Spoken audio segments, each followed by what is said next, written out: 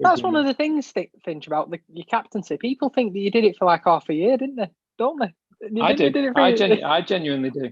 But it wasn't until this podcast came along that I realised I had a year and a half worth of doom and gloom. Thank you to our 4 sponsors for supporting our podcast. Johnny Russell's Art Caterers and Milltown Pies, Alexander Grace Law, Jez and Lisa's Spoonful of Sweets, and SPE Furnishings. Links to their websites are available in the show notes and on our website. Don't forget to subscribe to get all the latest episodes as soon as they're released.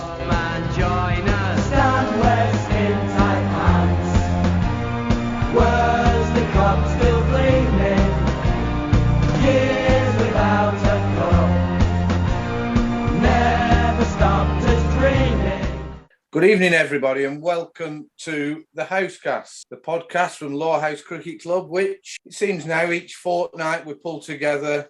Don't have any major guests on, albeit we've got a fantastic one on tonight to help us through. And we just discuss what's gone on, the scores, the results, how things are going at the cricket club, etc., etc. So, welcome to the Housecast. Good evening, Joe Martin. How are you? I'm very well, thank you, Jeremy. How are you? Yeah, good, thanks. Yeah. I've been pinching out my tomatoes this afternoon. Excellent. I've never been. Jez, you'll testify how amazed I was wandering around your garden yesterday. Yeah, when you saw my tomatoes hanging down. But yeah, you've got to pinch them out because then the feed that you give them feeds the actual tomatoes and not the plant. So yeah, I'm doing all right, thanks. I see you're not in the Joe Martin suite. Was something happened? No, just as is apparent, my timekeeping is poor. Yeah, it is. So halfway through my run tonight, I remembered that we had a podcast, and then so I had to cut it short, and then came back, and then I didn't have time and then I forgot my bag because I was training. So I usually bring my laptop bag and stuff, but I forgot it. So I'm from my actual house tonight. Yeah, so I mean, a bit of a bummer that. So you're having to use your own Wi-Fi and your own electricity. I haven't got any of the lights on. Right, okay. Well, at least you're saving that. Anyway, right, Dooch, how are you? How's things in the Beneducci household? Yeah, great. I ain't got any gardening stories to talk about like you two, pinching tomatoes or anything like that, or running stories for that matter. I don't do either. No, you've you moved into your new house. Is that all settled down? Is everything fine? All good. Yeah, just a little bit further away from the cricket club, so I have to think about that when I'm planning my weekends now. I can't just stumble across the road afterwards. But yeah, all good. Thanks. All good. Yeah, good. I'm glad you've done that. And tonight we've got a special guest with us who's come on for numerous reasons, but he has played in a couple of games we're going to discuss. It's the one and only Jonathan Finch. Welcome on the Housecast, Finch. Evening, Jez. Hope you're all well. It's nice that you brought me in during the holiday period just to fill a few gaps before the big boys come later on in the summer, but pleasure to be here. Good. Yeah, I mean, we've had you on a couple of times before, Finch, in a couple of the earlier ones. I think you were on with Macca, weren't you? And did you come on with Ryan as well? No, just on with Macca. You were supposed to come on with Corbus. Oh yeah, that's right. But he got pulled away.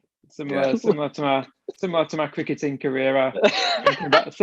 Thinking about pulling out at the last minute, and we won't take that one any further, shall we? Yeah. Right. No, that's good. Interesting, Finchy. We've just been chatting before we started recording. You're down watching the 100. It's the opening game tomorrow. Is that right? Yeah. The first standalone women's fixture tomorrow of the 100. The new competition. So kind of, a bit of a sales pitch this, but to get cricket to a wider audience and get a different generation involved. So yeah, excited about that. Very lucky to be involved in that. So down in the big smoke for a couple of days. Brilliant. This wasn't on the agenda, Finchy, but if you don't mind, there's a lot of opposition to the 100, and I'm looking at the format of it in the ladies and the men's game. It does seem like it could be something brand new. A lot of people are talking about it. Have you got your head around the rules and everything? Yeah, just about. As a traditionalist, someone who grew up watching cricket and 60 over one-day matches on BBC Two, and getting there. Ultimately, it's just a it's another game of cricket, isn't it? It's someone Yeah. trying to get you out, someone trying to whack it out the park, but with a whole new atmosphere that hopefully brings new people. It's free to air TV. You can't beat. It's what probably all four of us, or however many is on the call, grew up watching. So really excited by it. And from a really personal perspective, it's starting to put the women on the same kind of pedestal as the men, and that's only a positive thing for the game globally. For us in England and Wales. So without a doubt, and it's so true is that that once it gets out there and we get used to this, 10 ball overs, someone can bowl 5 balls and then they can carry on bowling. It'll just be, it'll be interesting to see the tactics of it and how it develops. And is it, again, I'm watching a little bit of the Lancashire men's this year, and I'm finding it incredible how the batters are developing in the T20 formats, the different shots they played and the power. Yeah. Would you say that's the same in the women's game at the T20 level? Is it all back to no bowlers? Yeah, no, things evolved, aren't they? And the way the T20 games evolved in the men's game is no different to the evolution in the women's game. Yeah. The men just play a hell of a lot more. So they get more opportunities to execute and showcase their skills. Whereas, a young female player plays maybe a quarter of the game. So it's a bit more, but it's great to watch, isn't it? I've not seen any of the cricket tonight, but you watch Livingston whack it over the stand at Trent Bridge. It's as a true cricket fan that loves Test match cricket, you've still got to love that. You've got to love the audacity and the ability that you said Trent Bridge there. You mean the Headingley one the other day? That's what I meant. Yeah. It's interesting because if you don't mind, I can have a little whinge on here. I went to the Yorkshire Lancashire 4-dayer at Headingley, and they were unable to play because water was coming up through the bowlers' run-ups. Believe it or not, they went off after hours. Were Lancashire on top? Absolutely battering. Oh, were they? Absolutely. 420 odd for 2, I think it was. One of their players unfortunately slipped. I'm sure you've read it. It's absolutely baking. It's rock hard. There is no one slipping anywhere. And I don't care. It sounds a bit like a United Utilities issue at the mighty Lowerhouse, doesn't it? It does, when that drain used to bust at the top and come running down. But then, my opinion, they bottled it because of the injury. They've said it wasn't because of that. They said there was water coming up through the run-ups. But everyone's got an opinion, Jez. Yeah, exactly. And then they called day 4 off, and it was still cracking the flags. And then 2 days later, Livingston's hit it. But anyway, back to Livingston. That has got to be. Has it been measured? Do we know? Has anyone seen anything? Well, no. It was so big that Hawkeye couldn't pick it up. So, right. Pazza, our pro, talked about it at the weekend. They said, he's starting to do at England level what he did at club cricket back in the day, and to be able to do that is just something special, isn't it? And the exciting thing there is 3 or 4 of them can do that in that England team, and it's like, wow, we lose a full team to COVID, and they come in and still win. Yeah. Anyway, you see the size of that stand, and to hit it into the rugby league, right? The field at the rugby league is, you've got to look at 120 metres plus. I'll be honest. When I saw it, it was reminiscent of a Joe Beneducci straight drive off Peter Sleep back in the day. Right. I'm honest. Yeah. It was up there with some of the best. So. I think the only thing with Livingston is he plays a little bit too straight. If he's more traditional, like Joe Beneducci, and hits it like a rounder's bat with a and then it disappears dead straight. No one's ever known how he's done it. Anyway, very quiet around your shots there, so we'll move on. So what we're going to do is just talk through. We've 3 games to discuss. I think you've played in 2 Finchs, is that right? We've got the Norden, Darwin, and Walsden. I turned up for 2. I put the whites on. Yeah, you've played in 2, and Joe, you played in 3. So if we just quickly go through, I think in date order, the Norden game, where reduced overs, I think it was, and we probably didn't get enough. Were you at that one, Dooch, or were you at the Darwin? No, I was at Norden. Yeah, I was there at Norden. What's your thoughts about that, Dooch? Did we get done because of the reduced overs? I don't think the overs were reduced, yes. Right? Yeah, they were. Were they? I know the start was delayed. It was a 37 over game. Oh, was it? Okay. Lanksley, you've got it as a 50 over game still. No. Okay. Well, we didn't get done by the reduced overs because the overs had been reduced before the game started. Okay. It wasn't a case of us losing time once we'd already started batting. We got off to a real good start. Our openers put on a good opening partnership. And then after that, we kind of just lost wickets at really bad times. A couple of dismissals that weren't fantastic. And we ended up stumbling a little bit. And we didn't have our usual mid to late order push. We did a little bit. Blaise and Dean got teams apiece, but nothing major. Yeah. Blaise was run out. And we didn't get enough to put them under any pressure at any stage. They got off to a flyer, and because they were always miles ahead of the rate, we could never ever put them under any kind of pressure whatsoever. Their opener, Tommy, batted really well, but completely at his own pace. Didn't have to take any risk, and we could just never get on top of them, really. Yeah. And it seemed... Sorry, just jump in. Norden's a really difficult ground to judge what a first innings score is, because we haven't played there very often. You got kind of weird boundaries, short boundaries. So you sometimes don't have a clue what a decent score is to chase there. So, 150 or whatever it was could have been competitive. But as I think Matt talked about it earlier on in the season, when the seconds played there, we thought we had enough. But again, they chased it down. And it seems as though that's a kind of ground, knowing what you need to chase is an advantage. It'd be interesting to see how many games are won batting second there. Yeah, and like you said, the grounds that we've all played on for year and year, you do work things out, and the new grounds might be a bit of an advantage. But I think it's fair to say we got beat fair and square in that. Joe Martin, what were your outlook on that particular game? As a player. I think Joe was right. We just didn't put any. We couldn't generate any pressure at all, and they won it off the first ball of the last over. But it flattered us, really, to be honest with you. So it really flattered us actually, because they could have won it at any point. They didn't really play any big shots or anything like that. Yeah. They just sort of were ease, I would say. Okay, and from there, do you think that rolled into the game against Darwin, when I think we got absolutely battered, Joe Martin? You're on mute, Joe. I mean, we've only been doing this podcast now for a year and a half. I would just say I got a pizza, so I was showing Joe. So, didn't know what it was. Thanks for telling me. Well, I think actually it was a bit odd, to be honest with you, because it's really hard to say, because obviously we had a COVID outbreak after the Norden game, so all the first team were plunged into isolation. Thank you. And we couldn't do anything for 10 days. I had to buy a treadmill. I couldn't go out running. I got the blame for that as well, didn't I, Dooch? Yeah, it's a good point actually, because Finchie won't come back and play. So it would have been fine. Finchie has about 7 COVID tests a day.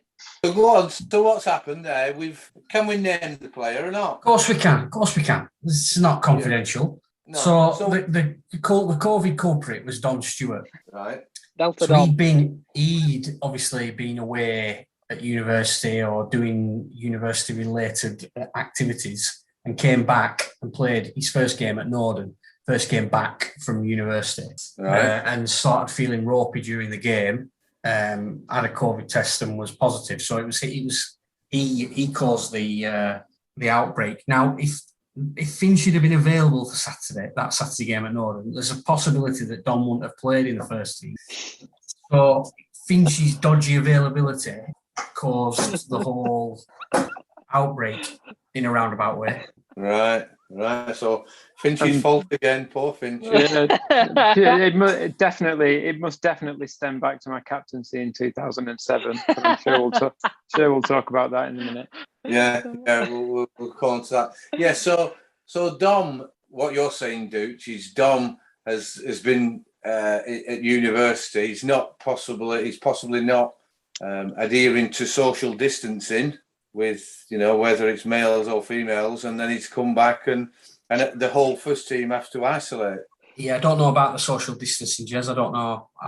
Right. He could have got it in an entirely innocent manner. I have no idea. Yeah. So, Joe Martin, what was that like? So everyone, is it 10 days? You had to isolate? I had to isolate for 10 days, yeah. So the semi-final was called off. The middle league game was called off. Yep, in Middleton. That was good, tough, I guess. No training, no practice, no getting together. It wasn't. It wasn't easy, to say the least. First, it was very difficult. Very difficult for 10 days, especially when you see everybody else playing as well. Yeah. And you can't even leave your house, to go and get some Vimto. Mm. So that's not great. So the Darwin game. So the Darwin game, it was a really strange game. We'd only had a chance to train on the Thursday because we were out of isolation on the Wednesday. Yeah. And I'm not saying that's to blame at all. We scored at quite a good rate but we just kept losing wickets very quickly. Ben batted extremely well on his first game back since his really bad injury. I can't believe that he played and managed to come back and play. It was a very, very good effort and batted extremely well. And then we just sort of collapsed after that. We got to about 140 and it was never going to be enough. I think they probably got it after about 30 overs, something like that. No, not even. No, that. 20. Sorry, with about 30 overs left, I would say. Yeah, something like that. And you mention it enough, Joe, throughout these podcasts. I see you got a 10-ball duck. Yeah. Yeah, really good ball. No, not really. Not really. It was a very poor shot. It was very odd. I couldn't get comfortable when I was batting. Right. It's a very odd ground, Darwin. It's on a really big slope, and it was the pitch was where I was stood was quite crumbly, so I couldn't make a proper mark. These are all ridiculous. They're not excuses because it was a terrible shot. It really was. It was bad. I didn't move my feet, and I just kind of flailed the bat at it and nicked off to first slip. Right. But I just didn't know what to do. No, a bit crumbly. A bit crumbly. Right. So when I made a mark, it just crumbled. Right. So you didn't know where you were standing? You didn't know where your wickets were or anything? I had a rough idea. Because they're only about a foot behind me. But they were somewhere behind me. They were somewhere, and it wasn't a great ball. It was perfectly fine. But on a normal day, I probably would have left it, or tried to cut it or something like that. But I just prodded at it really. And then we lost 2 in an over. The Pazza got a really terrible LBW. It was dreadful.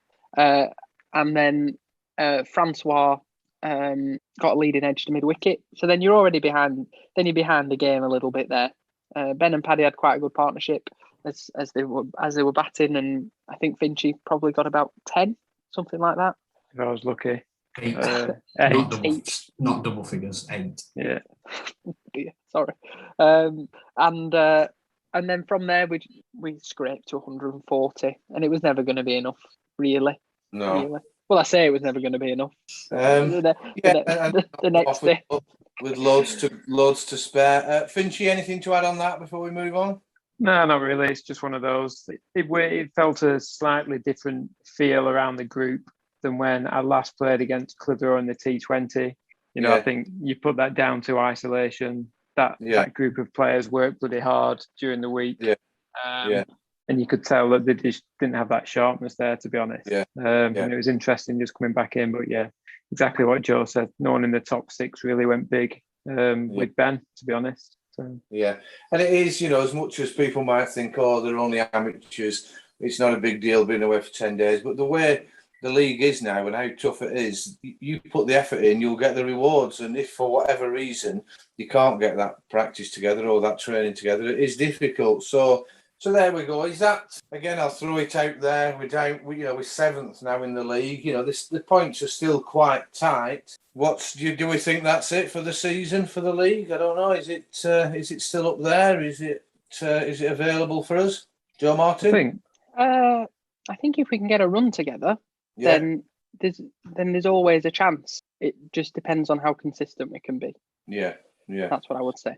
The difference, and I think you've talked about this in the past. You've got a league now where a lot of teams can beat each other.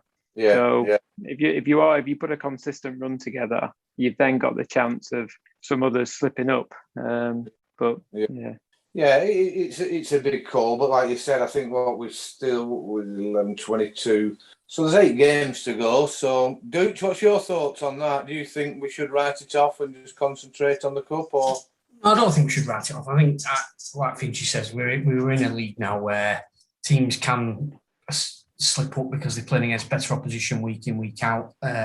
It's going to be tough. We've left ourselves a mountain to climb. You look at the league table. Even if we were to get 12 points from our game in hand, that'd take us to 92, which is 36 behind Walsden. So that's still we've still got to make 3 full wins up on them in the course of 8 games, which seems a little unlikely when you look at it like that.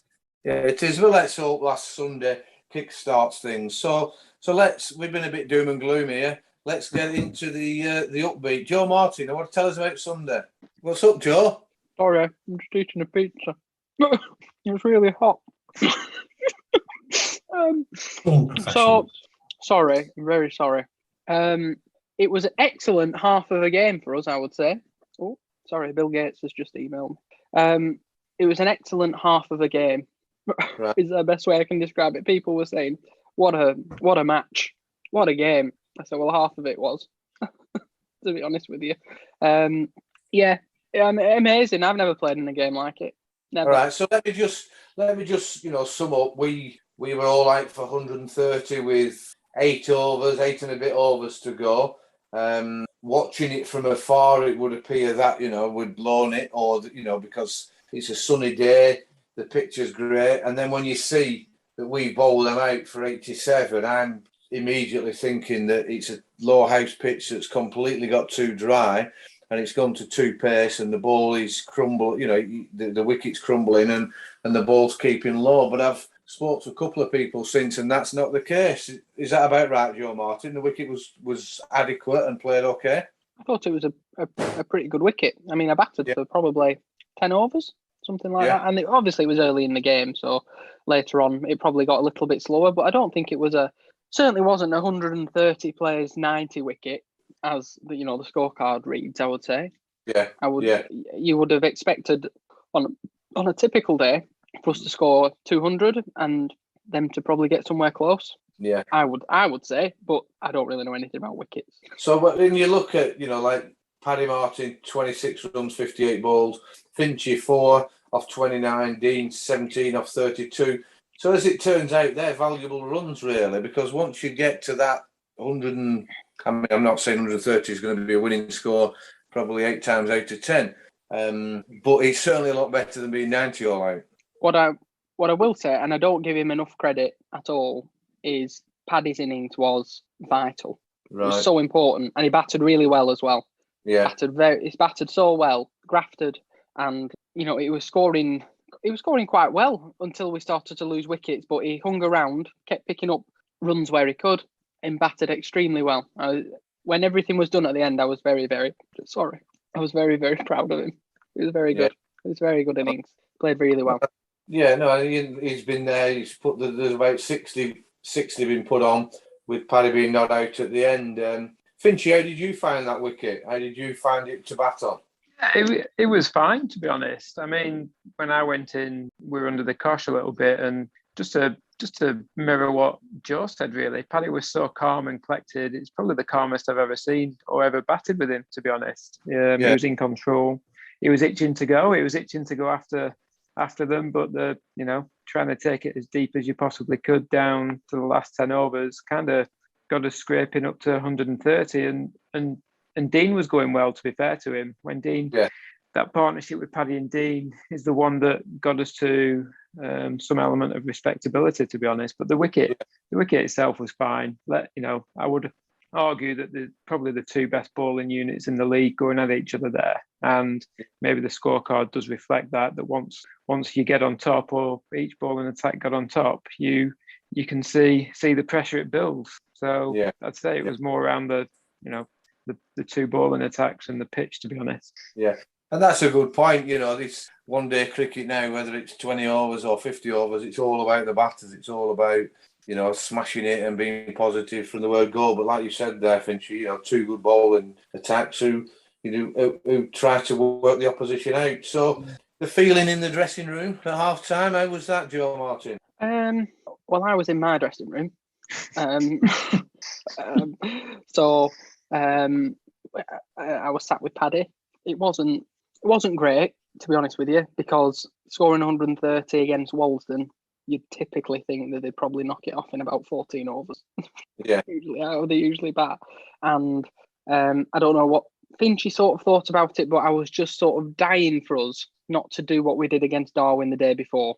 And I wanted us to take 3 or 4 wickets and to take it 30 overs, 35 overs, and have a little bit of respectability and get a bit of pride back. Because we've all played enough games to know that when you're playing against the top teams, typically, on a good wicket, 130 probably isn't enough. Yeah, absolutely, yeah. You would say probably 19 times out of 20, all being equal between the sides. So have they started off quite slowly? We've got the first wicket when they've only got 5, and then the second wicket when they've got 7. Have they started off slowly? And we just kept wickets? Hawkey's first over was excellent. Yeah. I think the ball was swinging and he bowled really tight. He bowled at the stumps. I think we had an appeal for a catch behind early in the first over that was turned down. But we heard a little noise. That's why I appealed. Right. I don't cheat, Jez. No, I didn't say. Did he hit it? No. Well, apparently not. The umpire didn't give it, so fair enough. These things are fine.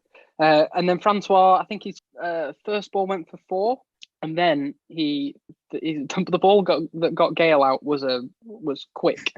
It was really quick. If it had nicked it would have hit me in my face, I think. Right.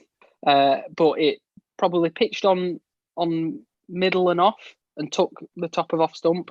It was brilliant. And then that sort of, we thought, oh, well, fair enough. If we can get another one here and another couple, we might, see where we go. And then from there, Hawkey and Francois bowled fantastic, brilliant. Really. That's good. That's good because that's what they've both been carrying injuries for for a couple of weeks, so they're fully fit.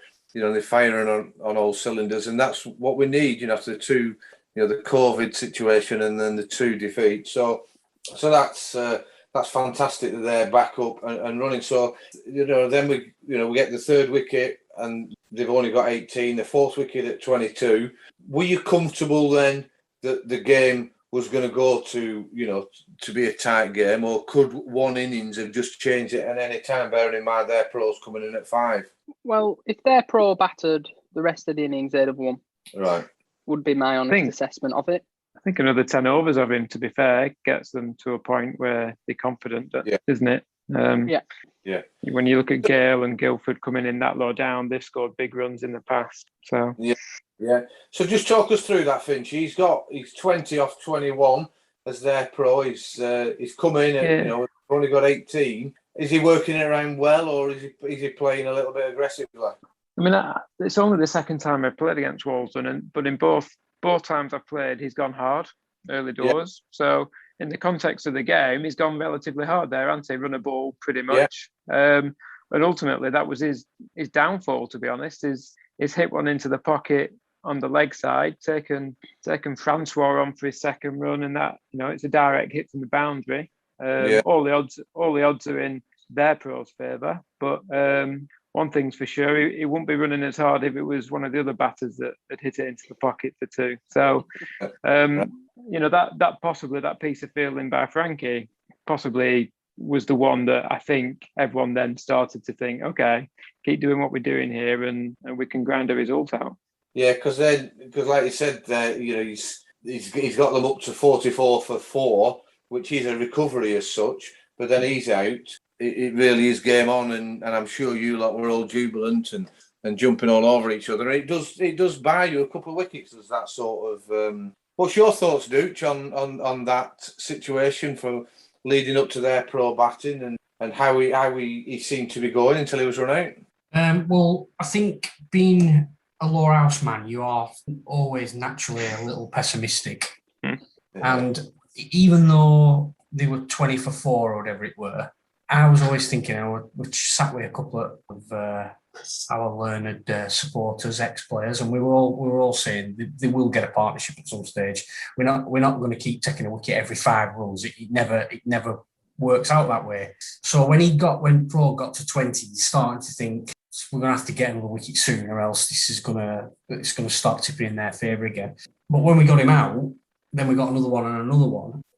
Purely because we were playing Walsden, I still felt, even though they were 7 down, because we got such a low total, I still felt we needed to get another wicket. We kept needing to take wickets because I always felt that if they'd have had any kind of partnership, the way their lads bat, they'd have only needed to bat together for 10 overs, like Finch said earlier, and that would have hurt us. But it never really panned out that way. The lads who normally come in and be aggressive for them, Gale and Guildford, they were in with plenty of overs to go.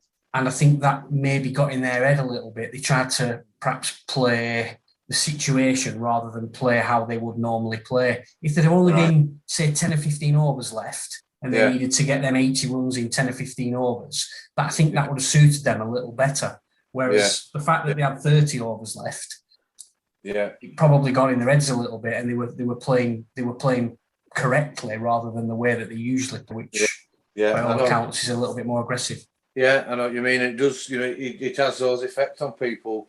That's what cricket's about. So then, and it looks, the tail was wrapped up. I know they faced quite a few balls, 37, 32, 23, but once you've got them, it's 70 for 8, 87 for 9, it's more than confident. So it's a fantastic victory, is that? It really will bode well for the final, which is at Clitheroe on August the 15th, which is fantastic. Is there anything else, Joe Martin, about that game, or Fincher? I would just say that I actually think as we progress through our bowling innings, having the low score actually helped us, because it meant that we couldn't give anything away. Yeah. But it also meant that, I think that, as Joe said, they changed how they batted. I think if we'd have got maybe 150 to 170, I think they'd have just played freely. Yeah.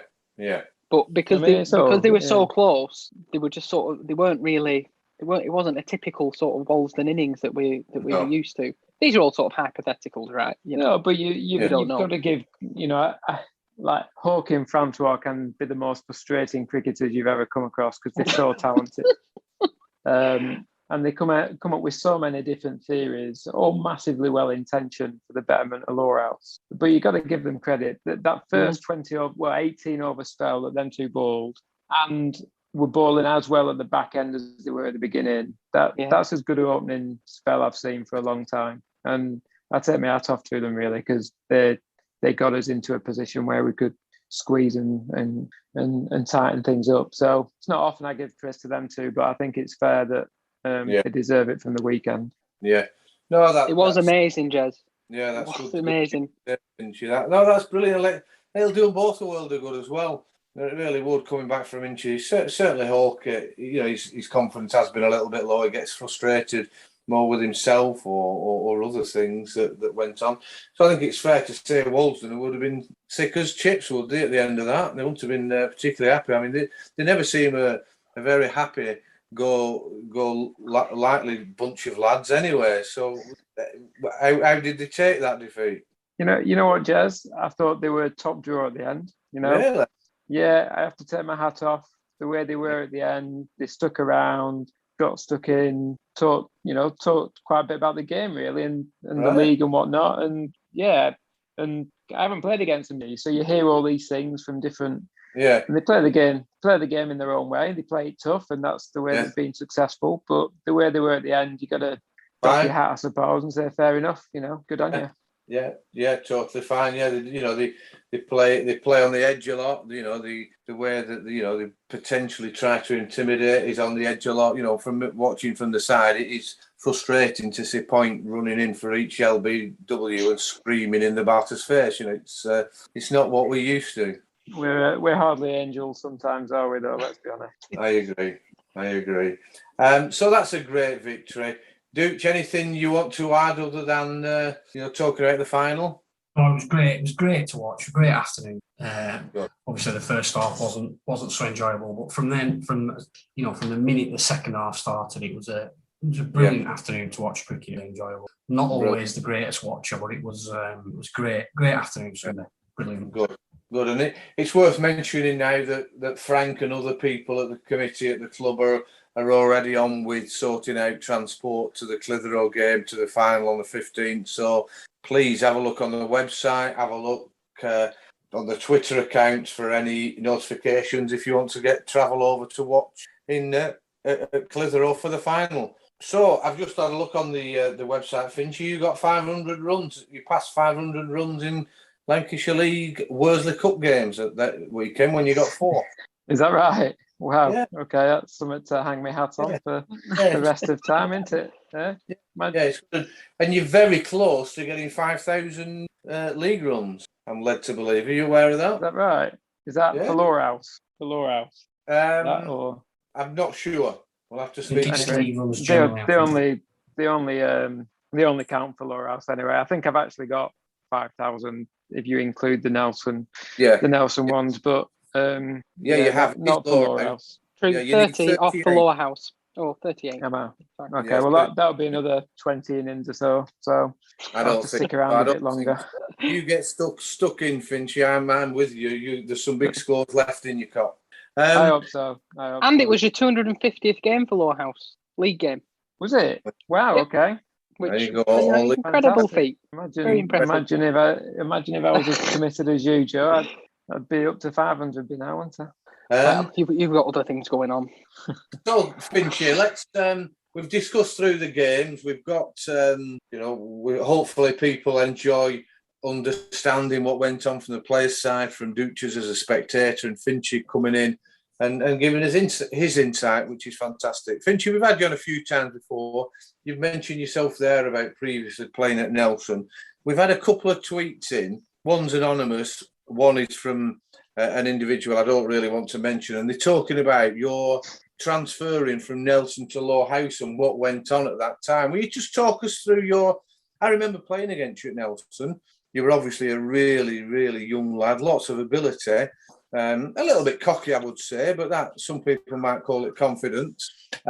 Just talk us through, your start of your career at Nelson, getting in the first team, and then leaving Nelson. How that all came about, please. Yeah, so listen, a bit like anyone really, you just end up going down to the club to play. And if I'm honest, that's why I've really enjoyed coming back playing, because watching my youngster Archie and Lily actually play at Leyland, it kind of reconnects you to actually why do you play the game in the first place. So, and you go down and the club becomes your life, doesn't it? And it just so happened that Nelson was my local club, and I'd be there 5 nights a week. I'd train every night I could, and back then I think there was only an under 13s and under 15s team, so you go down on the off chance that someone doesn't turn up, and you play a game, so you do all that stuff, and then you become a regular in the junior teams, and as I'm sure we all did, you work your way up the ranks, don't you? So I was very, very lucky at that time at Nelson, because I had a few people kind of backing me. One was Milton Lord, who we all know, absolute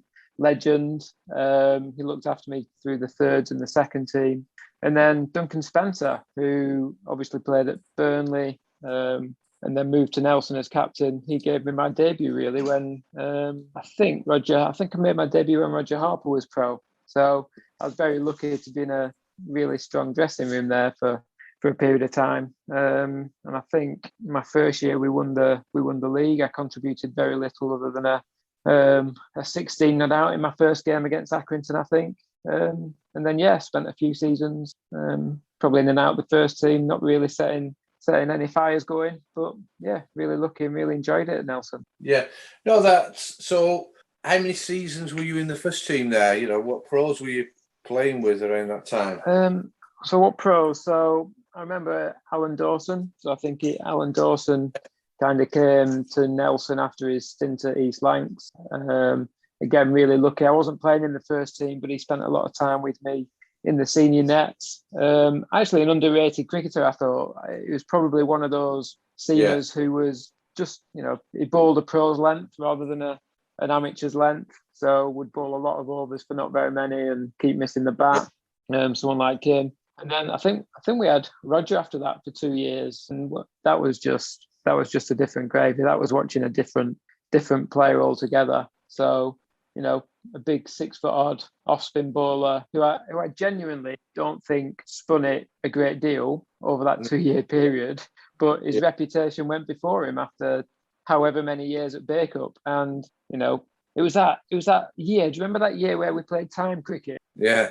And it was just boring cricket, but it was perfect for him because he'd bowl 20 odd overs from one end, never get tired. He never had a mid on or a mid wicket because he just fielded it himself. It's like, and he was just meticulous in everything that he did. You know, it sounds really sad, but we used to enjoy watching him field in practice because he was that good. It was, so Roger, and then we might have had Wade Wingfield. I don't know whether you remember him. We had him for a season. Yeah. Didn't really go as well as it should have done, really. But then, I can't remember who the back end was. But so some really good pros and some really good amateurs as well. You know, that Eula played against Jez for years. Oh, absolutely. Yeah, you know, like you said, Marcus, Duncan, first of all, Marcus and Carrots and all these are great players. You know, they were quality players. So you made your debut, I think, I'm right in saying, in '99. And you played there till 2002. So how old would you have been then? You made your debut, you were 16, and by the time you're 18 and 19, and you're looking to leave. What were the circumstances of you leaving such a great club? You know, such a successful club. Well, my record didn't stand up to much, and I'd not bowled. I don't think did I bowl at all in the league. Yeah, so I bowled a few overs. It's a funny story actually. Probably not the one you want me to regale, but during my last season, I'd started coaching by then, and I'd been coaching all the junior stuff over at Leyland Cricket Club. Right. And they asked me whether I wanted to play for them, and being quite a young, naive bloke, I thought, well, we play on Sundays in the Lancashire League, so I might as well play on Saturday in the Northern League, not knowing that we couldn't be registered with 2 teams. So I played about 4 games before anyone realised, and did all right at Leyland, actually. How did you get found out?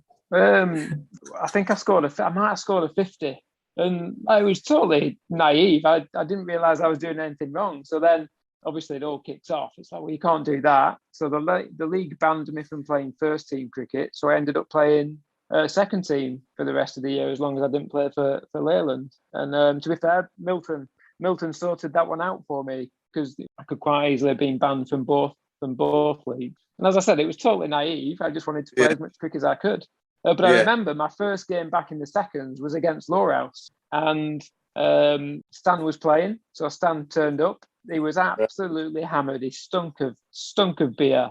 To this day, he denies it, but he stunk of beer. He had his work shirt on instead of a cricket shirt. So he had a white kind of sergeant's out shirt on, or whatever it was. It just took his epaulets off. Yeah.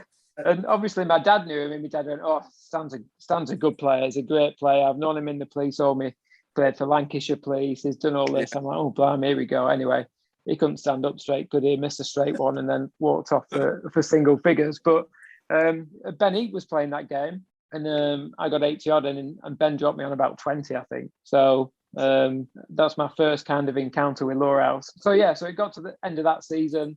It just, for whatever reason, it just petered out. I did my coaching course, I think my level 3 with Nigel Brown and Benbow, Chris Bembers, and they did a job on me, really. Brownie especially. When it comes to Lowerhouse, you'll open the batting, you'll get a bit of a ball. Unbeknown to me, he hadn't even talked to anyone about it. But I ended up sitting in the old clubhouse with Stan, and Stan's like, away you go. And that was the year we signed Q Ali, and was it Cameron Farouk? Cameron, yeah. Yeah, so I just kind of went under the radar a little bit, because them two were quality players. I had no real background to do on. So I'm very grateful for Matt, who was captain then, who just stuck me opening the innings and gave me the ball every so often. Yeah. So fair play. Brilliant. And that was 2003, I think it was, that when you came over. And you kept wicket. And you kept wicket in a game, didn't you, Finch? I don't know whether it was that year, but probably not one to spend any airtime on, really, because it was well, it was nowhere near average. It was terrible. But it was Ryan Harris was bowling. I was missing straight ones off Jez that were going for buys, and I think Matt came up to me and said, "Finchy, I really need you to bowl," but in reality, it was you need to get those gloves off, mate. It was an embarrassment. So I actually think that might have been the start of my bowling career at Lowerhouse, was that in desperation to get the gloves off me, he says, "You might as well have a bowl." Yeah, right, brilliant. Is Dooch, is there anything, can you recall that period when Finchie came down? Yeah, I remember it very well. My favourite early game of Finch's was when he got beat Bacup at home in 2003, and we never beat Bacup. We haven't beaten them for a while whilst I've been in the first team. I've only been in the first team 3 or 4 years at that stage, and I was used to getting pumped by Bacup and Sean Young, and we beat them at home that year. I think they got 250-ish and Finchie got 100 in the response, and we managed to knock them off. And that was a good day.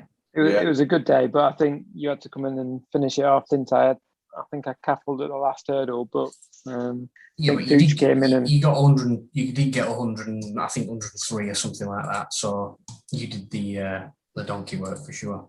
Kind of you to bring that one up, Joe. Thank you. Yeah, 104 you got, Finchie, chasing 250. Right. Yeah, we had a sub-pro. Oh, New Zealander, wasn't it? Yeah, Hitchcock, good lad. Hitchcock, yeah, he was. He was. Yeah.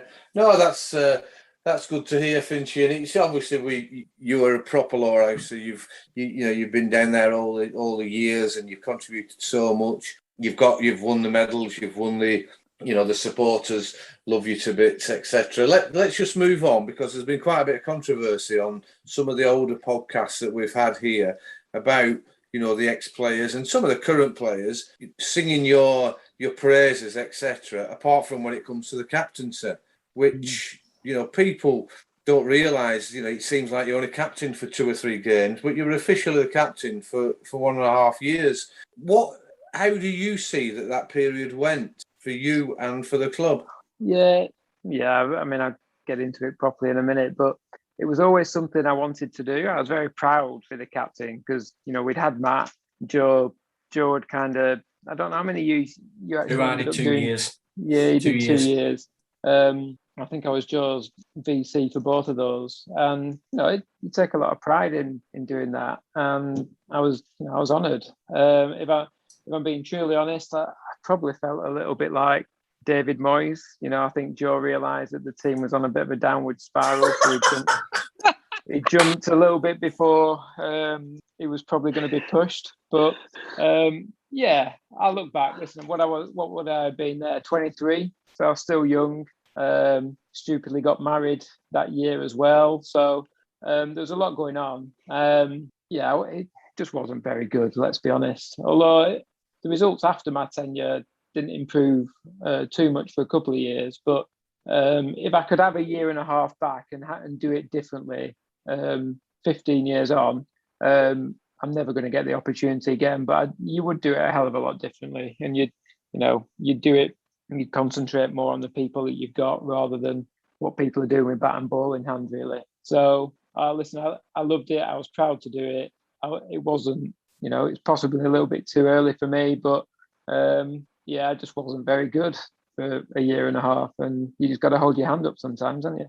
Yeah, and I think that's a year Ryan went back into it as well. I mean, we didn't have like the second year was that the year we signed Jason Frazier. I can't remember who we'd signed, and then we ended up getting Aaron O'Brien, who was on paper a good late replacement. If we didn't sign him before the start of the season, Ryan went home. It's different, isn't it? I win one more game in that first year, you finish 5th rather than 9th or 10th. You get Ryan all year, he's going to win you 3 or 4 games single-handedly. So, but hold my hand up. It wasn't my best 1.5 years, but as I said, absolutely. I can't say I massively enjoyed it, but I was proud to do it. Yeah. And you've come back from that. You were very young. And I'm just you've got a good point there, Finchie, about your Moyes comment, because only the second game of the season, we're 4-1 all out, and you've got Clang wicket keeping for you. It's not ideal, is it? When, there's not a strong side there. When Fellaini turns up to be first change bowler, you got something wrong. Yeah, exactly. And you're also, so 2007, you would have been, what, 24 then? Yeah, something like that. Yeah. So that was the year I packed in, wasn't it? It's bizarre year that, because I'd actually packed in before that cup game against Burnley. Right. And what were the circumstances about you packing in? Just, I think my professional career was going quite well. I was spending more and more time away from home on the road. It was just, if you want to be captain of a league team, you've got to. It's bloody hard work, isn't it? You'll know it through the selector stuff now and through your experience. You don't finish on a Sunday and then come back the Saturday after. You've got to pick teams, and then it changes day in, day out. Then you're worried about training. Who's turning up at training? Is it raining? Do you turn it off?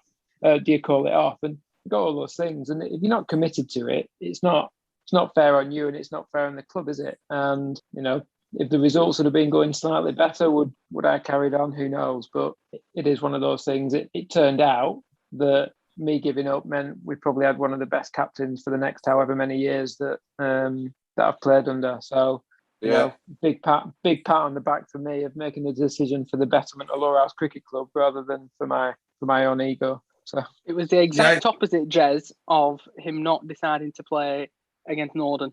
Right. Just going back to what you said there about the Pro in 2007, I've just looked it up. It wasn't. We didn't sign Craig that year. We actually signed John Moss. John Moss. That's it. Oh yeah. He'd have been. That would have been a signing. That'd have been another Andrew McDonald type signing. That. Yeah. Not as quick as Ryan. Bowls it slightly fuller length.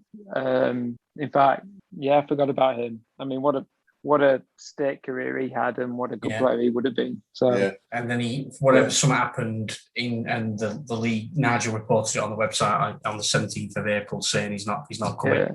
So that's when we got Ryan for the first portion of the season, and then Aaron O'Brien came in. Yeah. So it's a really big strain, because you look honest, Finchy. I'm just flicking through odd games. Third game of the season, you haven't bowled yourself, and I'm into game 3 or 4 at all.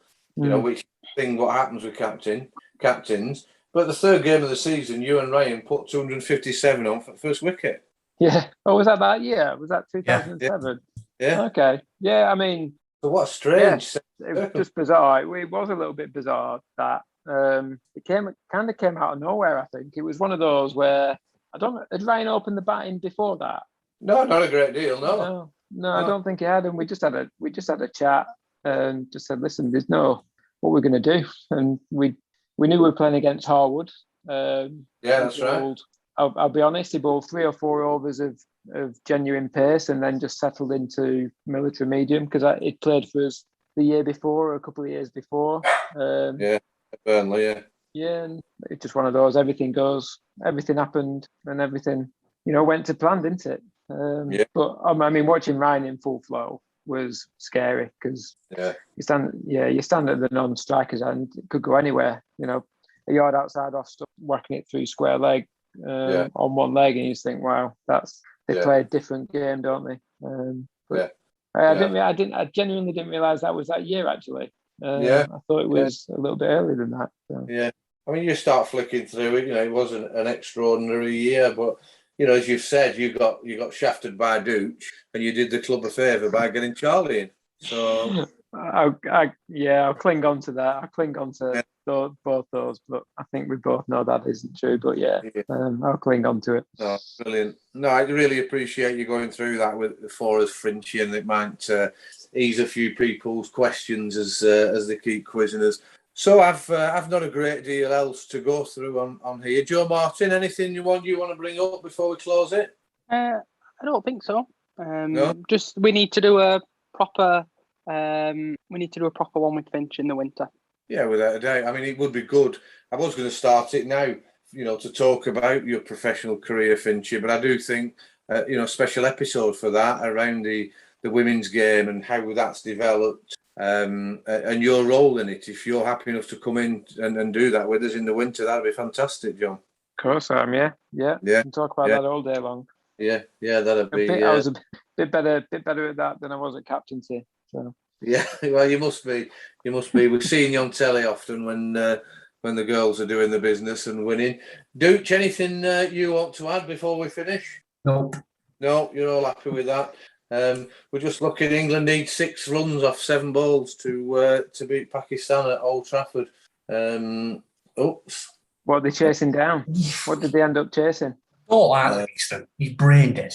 155-ish chasing. Livingston's just got out with quite a poor shot, top edge to short third man. So they need 6 off 6 balls. So anyway, we'll call it a day at that, and then you can watch this last over yourselves, chaps. So thanks everyone for contributing to the questions, and we're talking you through these last few games. Thanks, Finchie. Thanks, Joe Martin. Thanks, Dooch. And don't forget, subscribe to our podcast and keep passing the word around. Everyone's loving it. Thanks very much, everyone, and good night. Bye.